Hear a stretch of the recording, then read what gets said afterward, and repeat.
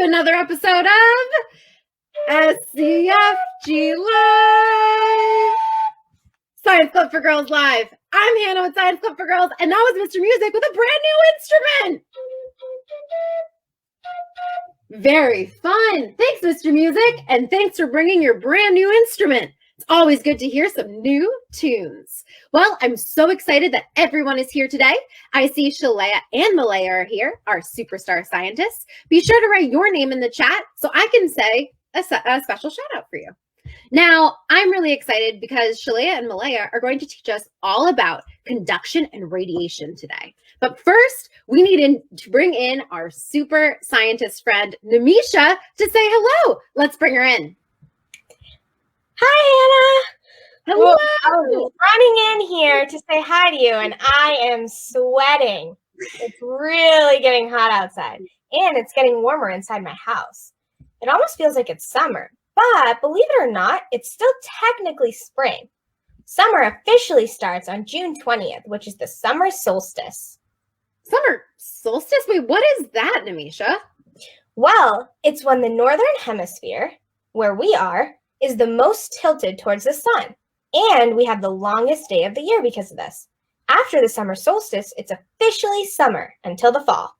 Oh, that's so cool. It's actually reminding me of our episode last season about the reason for the seasons. If you forget that episode or haven't checked it out yet, definitely check that out. It's a really, really good one. So great connection, Namisha.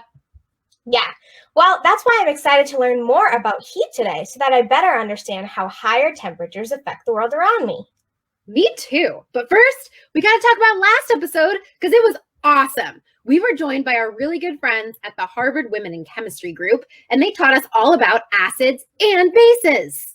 And we learned just how we can tell if an item is an acid or a base by just using cabbage juice.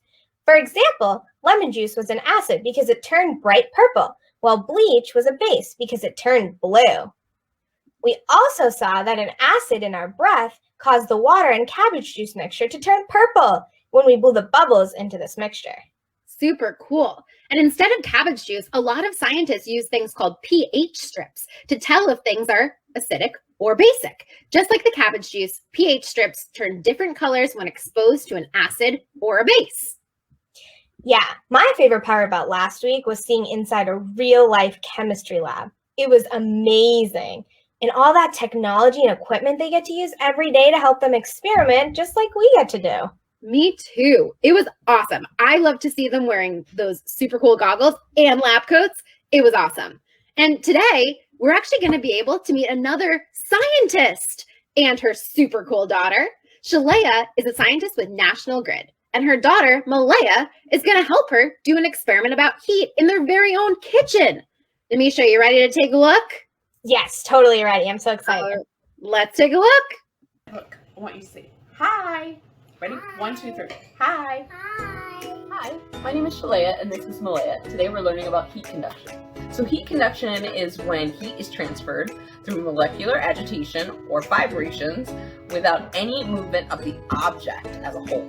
So heat can also be conducted from one material to another, like water to a spoon, through the water molecules vibrating against the spoon's molecules. Did you know that? Yeah. You did? Wonderful. Okay, so how are we going to demonstrate this today? We are going to use what? Are we going to use a spoon? Yeah. A wooden spoon? Yeah. What's this one made of? Plastic, right? A plastic spoon. What's this one? A ghost spoon. This is a metal spoon, right? And what is this? Butter. Butter, right? And we have a pot, right? With some, what's in it? Butter. Water. That's right. Good job. Okay? I saw bubbles. You saw bubbles? First things first. We gotta heat up the molecules in the water, right? Right? We gotta get them to move faster, right? So let's put them on the stove and heat it up. So we put the water on the stove and we're gonna let it come to a boil, right? Yeah, while we let our water boil, what did we do? We put our butter on our spoons, right? That's the last one, right? And once our water heats up, we're gonna put these in the water to see how fast they melt, right? Which one do you think is gonna melt the fastest? The plastic one, the wooden one, or the metal one? Which one? Plastic one? I don't know. Let's see. Okay, so now our water is boiling, and we're gonna put our spoons in, right? And we're gonna watch it. But only grown-ups touch the stove, right? Right? Okay, let's do it. So we have Don't take it.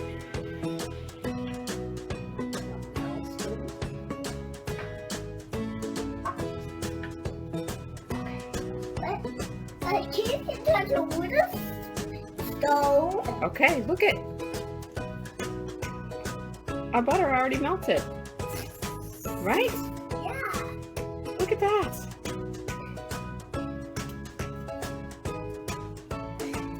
It melted. Oh, it's still hard. Still very hard. But the metal spoon won. There's no more butter because it melted, right? Yeah. So after 2 minutes, the metal spoon wins. Learned that metal heats up faster and conducts heat faster, right? Butter on the metal spoon almost immediately melted away, right? And the butter on the wooden spoon melted a little bit. Meanwhile, the butter on the plastic spoon, that stayed firm the whole time, right? That's how heat conduction works. The heat was transferred by moving molecules within the spoons. The spoons themselves don't move, right? Right? Did you have fun? Yes. You had lots of fun? Yes.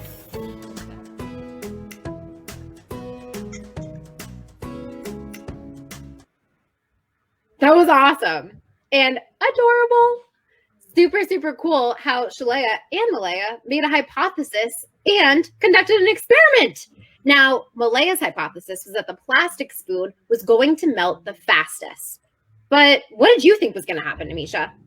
Well, I thought the butter on the wooden spoon might melt the fastest because I was thinking about how wood made fires burn more, like when I think of a fireplace. But it turns out the wooden spoon was in the middle. Yeah, that's a great hypothesis based on your previous knowledge. I like that you incorporated that. Great way to make a hypothesis. And as we saw in the video, it actually turned out to be the metal spoon that melted the butter the fastest. And the plastic spoon actually hardly melted the butter at all. It was still pretty hard even after 2 minutes. Yeah, so Hannah, I know in science there's always like a vocab word to describe the things we observe. So why did this happen? And is it called something?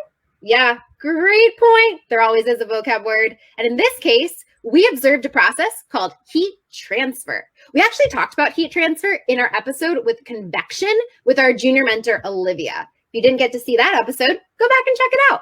Now, heat transfer occurs when heat energy moves from one place to another, or one object to another. And there are 3 different types of heat transfer, as you can see in this picture. There's conduction, there's convection, and there's radiation. Now, we already know that convection occurs when heat is transferred through the movement of liquid or gas. But today, we're going to be able to talk about these other 2 types, conduction and radiation. Yeah, as Shalaya explained, conduction is when heat is transferred between 2 objects that are touching. And if you touch a hot stove on accident and it's really too hot, that's conduction. The heat from the hot stove is transferred to your hands. That's a great example. And another example is when you hold an ice cube in your hand on a really hot summer day. What happens to that ice cube, Misha? Ooh, it melts. That's right. The heat from your own body is transferred to the ice cube because they're in direct contact with each other, and the ice cube starts to melt. It goes through a phase change. Yeah, so in the experiment we just watched, the butter was touching the spoons, and the spoons were in very hot boiling water. And since the butter and spoon were touching, this must have been conduction. Exactly. Conduction happens through direct contact. So when Shalaya turned on the stove, it got hotter. That heat was transferred to the pot, which was transferred to the water, which was transferred to the spoons, and then transferred to the butter, which is really cool. A conduction train, basically. Yeah, and as we saw in the experiment, some of the spoons heated up faster than others because of what they're made of. The metal spoon got really hot really fast because metal is what we call a conductor of heat, which means the metal absorbs this heat faster, which causes the spoon to get hot and the butter to then melt. Yeah, and I just made a connection, actually. We said that this kind of works like a train of heat transfer, one thing going to the other, going to the other. And we also said that things that cause this to happen really fast and are good at transferring heat are called conductors, like a conductor on a train. Love connections. But anyway, a second type of heat transfer that we also need to talk about is radiation. Unlike conduction, where things need to be in direct contact with one another, radiation doesn't involve any touching at all. Think of how the sun feels really, really hot on a hot summer day. Now, we're not touching the sun, but the sun is actually still giving us warmth. And how that's happening is that the heat from the sun is actually transferring through waves in space, like waves of energy. Then those waves hit our face and it feels warm because they're absorbed by our bodies. And the longer we sit in the sun, the more energy is absorbed by our bodies and the hotter we feel. Oh, Hannah, I just thought of another example of radiation. It's the heater in my bedroom. My mom always calls it a radiator. Now I know why. As the radiator heats up, it radiates heat out into my room, keeping me really toasty in the winter. That's a great example. And another great example of radiation because you're not directly touching the radiator. Instead, it's still able to transfer the heat just through the air, basically. Now, young scientists, when you're around the house, make sure to observe places where you see conduction, convection, and radiation occurring and write them down in a science notebook or just a piece of paper. It's super cool to observe science that's happening all around us every day. And in 2 weeks, Namisha and I, and maybe a special guest, are going to experiment with all 3 forms of heat transfer by making our own solar ovens to cook some yummy, yummy s'mores. Wow, that's going to be so much fun. And I heard from a secret source that special guest is Dr. Marbles because he's going to join us for our s'more making. No way. Yeah, but now But now, Hannah, I need to cool down. Get it? I get it! Because we're talking about heat and cool and, oh, you're so funny, Namisha. Well, it's been another good episode filled with laughs, smiles, and of course, science. And I also want to give a big shout out and thank you to Shalaya, Malaya, and to National Grid. This episode is brought to you by National Grid, who supports Science Club for Girls' mission in making STEM exciting and accessible to all. Both National Grid and Science Club for Girls support girls and women in STEM and are working towards making STEM more diverse, equitable, and inclusive. Gotta love that. All right. Well, Namisha, it's been a great episode. I loved having you here. Can't wait for another one next week. Dr. Music, Mr. Music, are you ready to play your new instrument? All right. It's been another great episode of SCFGLive. You need some practice on that new instrument, Mr. Music. All right. Bye, everyone. Bye.